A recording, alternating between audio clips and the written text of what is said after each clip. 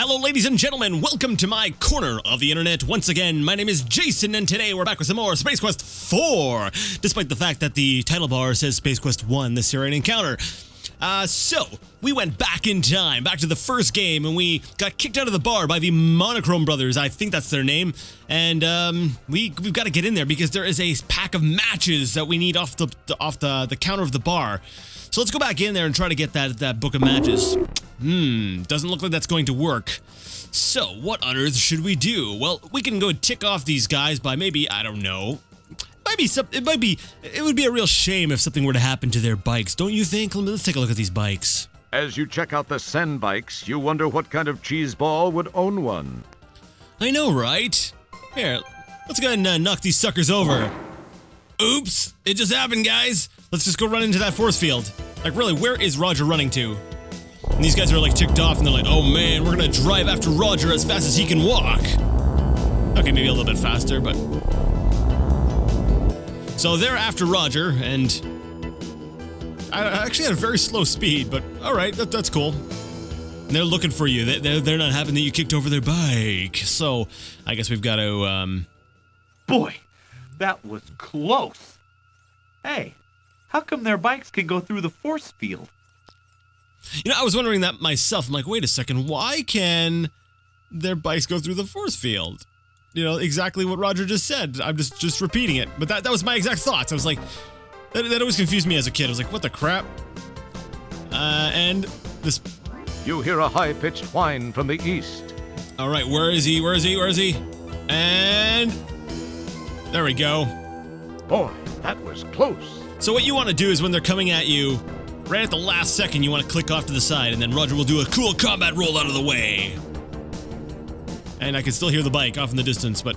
Anyways, now we've got the bar to ourselves. Let's go ahead and grab that book of matches, because we're going to be needing that very shortly. The book of matches.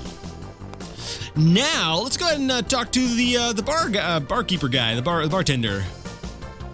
I love the talking portrait. Hey, aren't you the guy who broke my slot machine? You owe me some money. Well, I gotta run. My hog pod's double parked. Hey, it's been swell talking to you. Hey, he didn't break the slot machine. He was just playing it normally. All right. So, anyways, that's basically all we need in Space Quest 1. It was nice to come back to this this place here. It's like I said, Space Quest 1 is a very, very, very warm place in my heart. It's like I said, the first game I remember playing. You hear a high-pitched whine from the east. Now I gotta get this right, or else I'm gonna have to replay the whole thing all over again. Come on, yeah. So good. Boy, that was close. Check out my skills. All right. Now we're heading back to the pod, and we have just about everything we need to beat the game. That's right. We've gone on this long journey, and we finally reached a point now where we're like, I have everything I need. So let's go ahead and let's save over sewers and change this to ready for anything, because we are ready for anything except for going back to where we need to go, which is Space Quest 12. Because I don't have the piece of paper with the code on it, because I forgot to prepare that before I started recording. I'll be right back. And I'm back. All right. So what we're going to need to do is we're going to head back to Space Quest 12. So I went back and I found the code. So we're going to go ahead and punch that sucker in. We're going to punch in this button here. Then we're going to punch in this button here. And where's that weird backward looking 3 thing? That's not really a backwards 3. It's more of like a backwards E, which is actually just sort of a 3. Whatever. You know what I'm saying. I think this was the icon I wrote down. And, crap, I think it might have been this one. Maybe. And enter. Let's try this. The powerful quad quark drives I may have written it down incorrectly, or it's kind of bend under the tribulations of the time. I guess they're all unique looking enough that your adrenaline I probably got it right. Reel with the hyperbolic hyperbole. And finally. Oh yeah, we're off back to Space Quest 12. Now, you'll remember last time when we left, there were sequel police just outside. You'll notice this time when we arrive, they're not here. We've got the place to ourselves. I guess all the sequel police have been dispatched off to catch Roger in different time zones. And by time zones, I mean time periods, because they're not just, traveling across the planet and going into different time zones. All right, so let's go ahead and save the game right at this point as progress, because there's a chance that we might die and things will be terrible and horrible and, yeah, all that kind of good stuff. Come on, cursor, work with me here. Now, the sequel police on the far right-hand side, you remember after we got off the ship, he is also gone. Now, there's a funny little tidbit, though. If you try to jump back into the landing gear of the ship, sequel police will come from off-screen and jump into the ship to pilot it. So I'm like, I don't know where these guys are hiding. Really, where are these people hiding? There doesn't seem to be anywhere that they can go. So basically what we have is we got this here. We've got this big door. Let's take a look at the door. Your innate sense of curiosity makes you wish you knew the way to open this thing. Well, there's a panel here. Your innate sense of... Let's try using the panel. None of the codes you punch in seem to have any effect on the door. All right, so at this point here, we got to get a little creative. How are we going to get through this door? Well, we have the item that we need on us. Remember the slime we got way back in the early part of the game? Yes, we're going to use the corrosive slime on the door. Well, there's not much left of the lock now. So apparently that's a legit way to open a door is by corroding part of the lock. I guess it kind of makes sense. However, any good sort of big giant blast door thing would be, I don't think would be designed where that could happen. I don't know. I could be wrong. So by dissolving the door lock, we allow us to just push a button to open the door. Cool. Whatever. We don't need logic. All right. Now we're in this nice long hallway. Now this looks kind of, it looks a little bit suspiciously dangerous, don't you think? I guess it looks dangerous to me. All right. Oh, you know what? I never really paid. I don't. Well, maybe I. No, sorry. I've never been to this part with the MT32 sound. I like the subtle tone to this, the background here. I don't know if it's glitching a little bit or what, but that's cool. Anyways, what have we got here? Let's take a look. It's very pleasant looking. Awesome. It's very... You don't need to look. Huh. Well, what have we got here? Huh. So we got some codes to punch in. All right, now that rather than messing things up right away, I'm going to go ahead and tell you what the problem here is. You'll notice there's these tiny little, I don't know what you would call those, nozzles. And if we go ahead and try to walk through here, we're going to get blasted with some sort of poisonous gas. No, I'm kidding. There's actually invisible lasers. But we wouldn't know that unless we actually walked into the laser path. So that we can gain the knowledge that this is a death trap, let's just go ahead and try to walk through. Ah, I've died. Because... We're glad you could... All right. Because I like to sort of show off, we'll say, reasonings for things. I hate it when I read a walkthrough and it just tells me what to do. In a way, I kind of like the old Sierra hint books because they were kind of a little bit more relaxed in the way they sort of told you things, or they made you ask questions and slowly revealed the answer to you. But basically, we got a bunch of invisible lasers here. And what this panel does is it allows you to rotate the lasers. But how are we going to know if the lasers are, in a nice path? Like, how can we traverse these invisible lasers? How are we going to know what we're doing? And you could go ahead and say, well, Jason, didn't you get a code in that hint book? And I would say, yes, we did, but that's not for here. What we want to do is we want to use the old book of matches we got. Let's take a look at this thing. A book of matches. A book of matches. And we're going to go ahead and use this on the old cigar butt. That's right, Roger is going to take up smoking. You slide the conveniently pre-moistened stogie between your lips. Apply a lit match, and proceed to nearly hack up a lung. But what we're going to do now with this is... that's right, we're playing some Metal Gear stuff cast here. The old stogie to the ground. Actually, yeah, that is a Metal Gear trick, where Snake would use his cigarette smoke to light up lasers. All right, so now we know where how the lasers are positioned. So what we want to do is put in, we'll say, how much we want to rotate these lasers. So I can't remember the exact measurements. I'm going to go ahead and say this one here is, because we want to line them up so they're straight up and down so that Roger can just sort of walk through. So the first one, oh man, I used to have this memorized. Come on, Jason.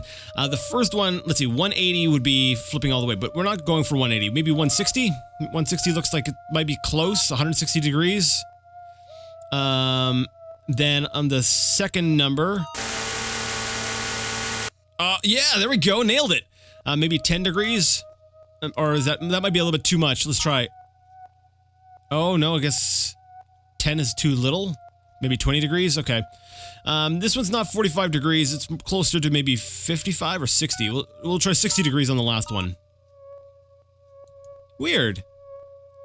Okay, well, we're gonna leave the top one, because that one's done. Oh, do I have to put a 0 first? Maybe that's what it is. So 0, 1, 0. So for 10 degrees. Okay, maybe not. We'll try 0, 6, 0. There we go. Nope, that's not quite it. All right, so we have to do at least maybe over 10 degrees. So I'm gonna go ahead and say maybe 20 degrees. Darn it.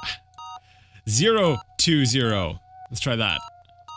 There. Oh, that wasn't enough. Okay, we're gonna go back to the middle one. We're gonna work on the middle one first, and then we're gonna work our way to the back one.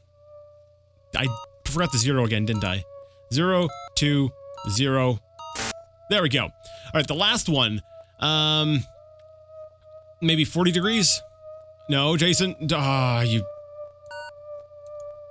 Okay, 0, 4, 0.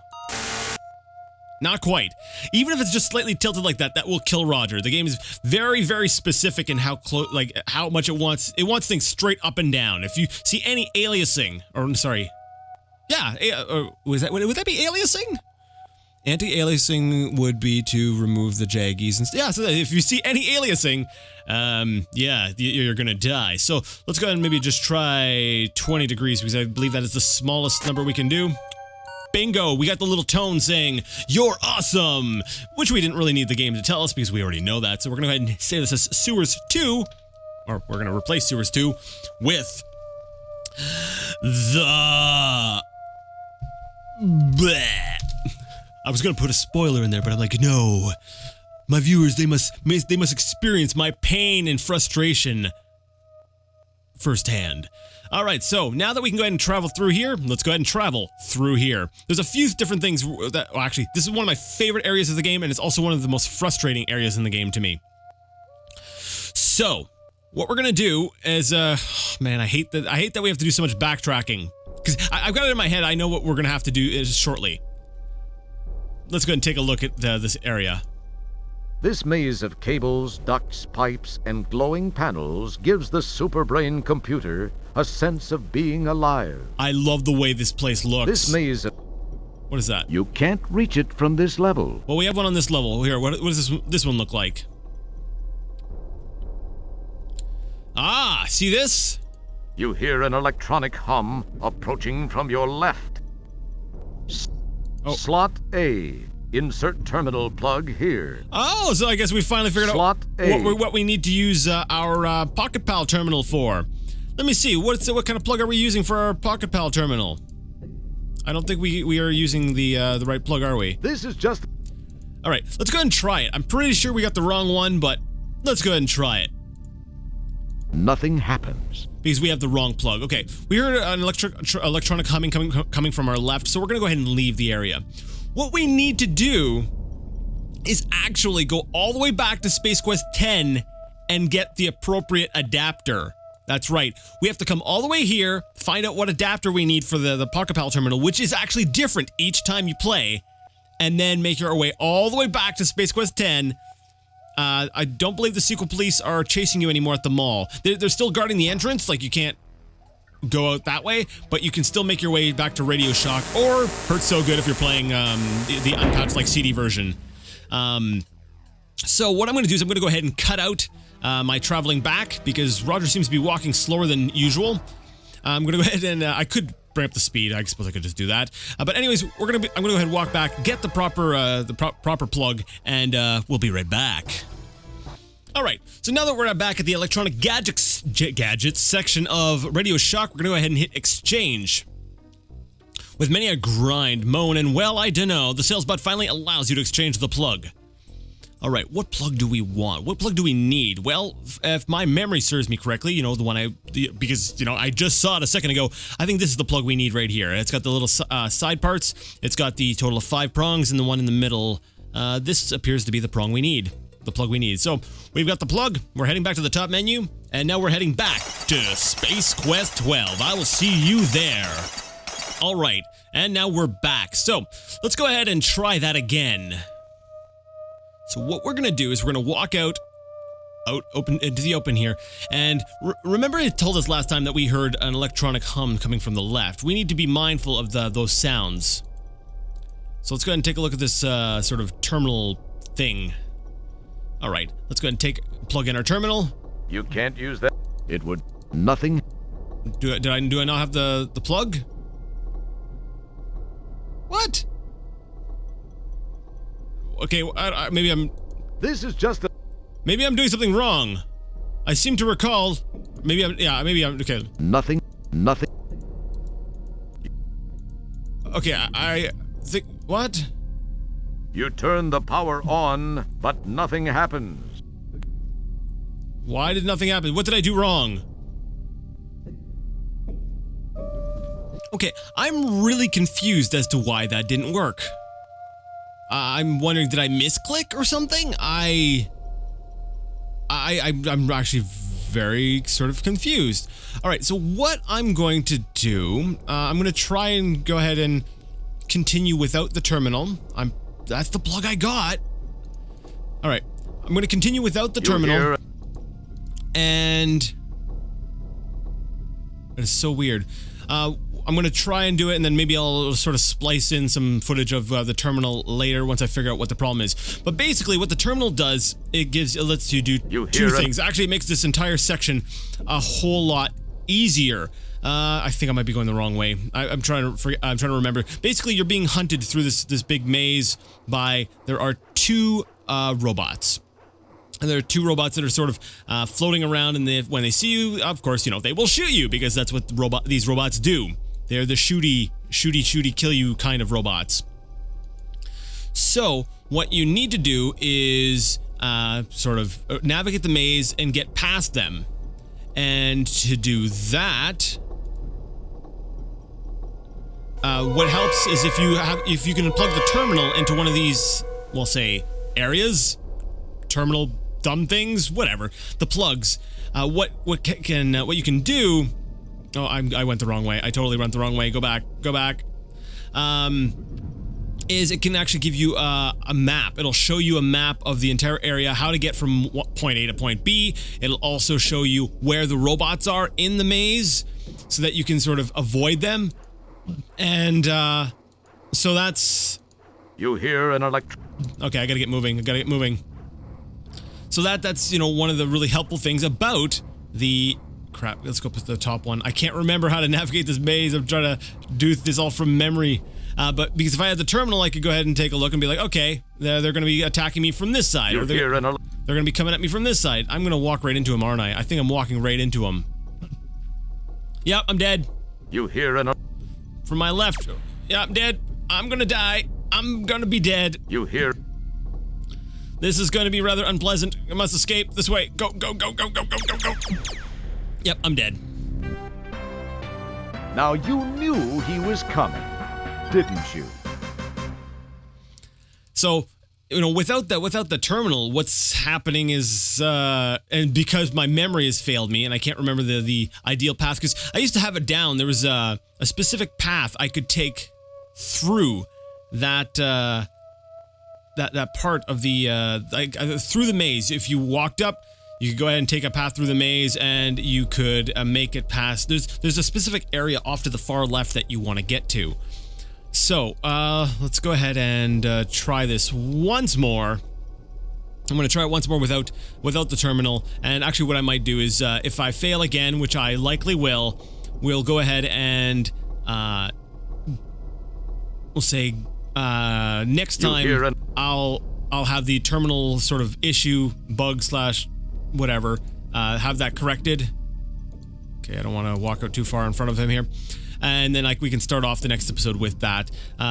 Because like I said, I can't remember the ideal path. There is a path that you can go through that will allow you to avoid contact with all of these guys. So we're going to walk over here. And basically what we want to get access to is this hole right over here. We want to get over there.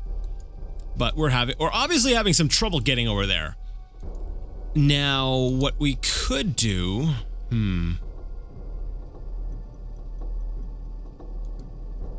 I'm trying to remember here. I could use I remember the teleport being part of my path. So we take the teleporter and You hear an electron. from my left. So is that above me or is that this left? I think it's the left on the floor I'm on. So I'm going to stay here until I see a robot or something, and then I'm going to jump into the teleporter. Alright, and now that we're up here, you can't come up the... Oh, you can come up the teleporter! I didn't know that! That's the first time I've ever seen that! I don't... You hear an Oh, I'm gonna die. I'm gonna walk right into him. This is... that was actually the first time I remember seeing, the robot ever take the teleporter. I did not know that was a thing. No, I don't want to be going this way. You hear... Okay, let me see here. Is there another path? You hear an... Behind me, great. Okay. We're gonna go this way again.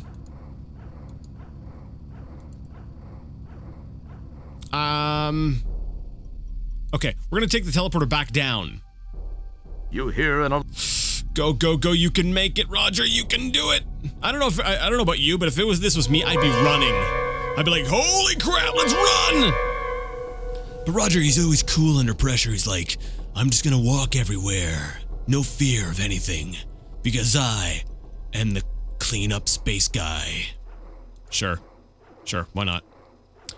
Okay, let's go ahead and, yeah, so they're all up on the top floor. They're probably going to shoot me because they're going to see me. Alright, so I'm here. Let's run back off to the right. Because basically, the path that you start off on, the one right from when you get through the tube, the tunnel, if you head left, it leads you straight down that path, right where you need to be. But the problem is, oh crap! Okay, good. The problem is that the robots, the droids. It's so much easier to say droids, but it's like a what is it? The trademarked term. But anyways, the robots. There's one that starts off on this path, so you kind of have to go around and get him to go elsewhere and then come back here later. So it looks like we're going to be able to do this part. And then, I guess, like I said, I'll try to figure out the terminal thing later. And there's a way that we can do that. So we saw that the robots will shoot us, and we don't want to be shotted. So let's take a look around here. It's either an electronic eye or a light bulb. You're not sure which. You get the feeling you're being watched. The heavy iron door looks impenetrable. And you know what? I am actually out of time for today, so we're going to do all of that next time. So I'm sorry about that. Was not expecting things to take that turn. Yeah, something like that. So we're going to go ahead and call this supercomputer because we're kind of at the supercomputer-ish thing. You'll see what I mean when in the next episode when we finish off the game, because I'm going to go ahead and try to finish it next time. But anyways, if you like the video, you like the content, and you would like to see more of it, go ahead and give the video a thumbs up. If you didn't like it, leave it a thumbs down. Either way, let me know what you thought in the comment section. And until next time, I would like to ask you all to game on.